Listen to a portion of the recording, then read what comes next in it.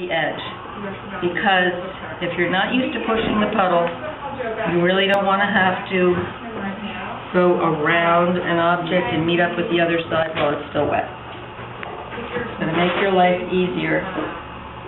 Make sure you go off the edges. People do is they don't use enough paint, and you can use even, your bigger brush. So I'm going to do the background yellow, and I'm going to show you what I do is I start at one end. See the puddle? Oh, that's pushing the puddle. And so you can see why it's really more pulling the puddle. And I got to add to it. I don't ever pull it all the way out to where it loses the puddle.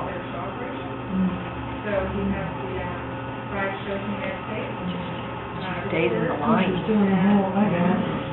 Well, that's right. This is like a coloring book. Okay, so you can see that now I've got to go up while it's still wet.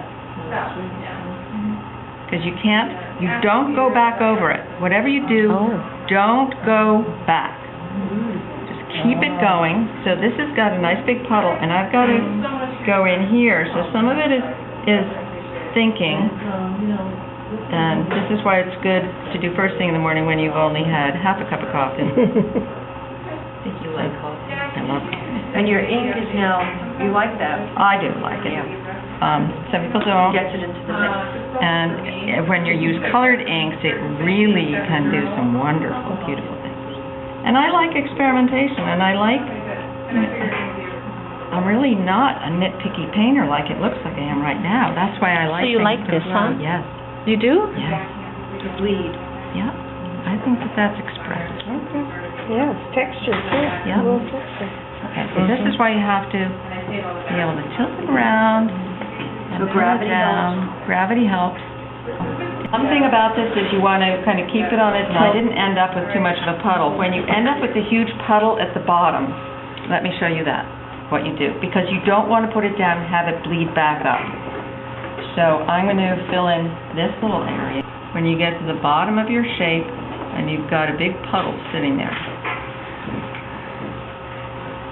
Here is this big puddle at the bottom. What you do is you dry your brush off very gently. You don't touch the paper. You wick up the puddle. Okay, wick it up. And wipe it off. Now there's a little bit there, so you've got to be careful not to touch the paper. Just wick it up and let it sit. Don't paint next to it until that's dry. Find another area to paint.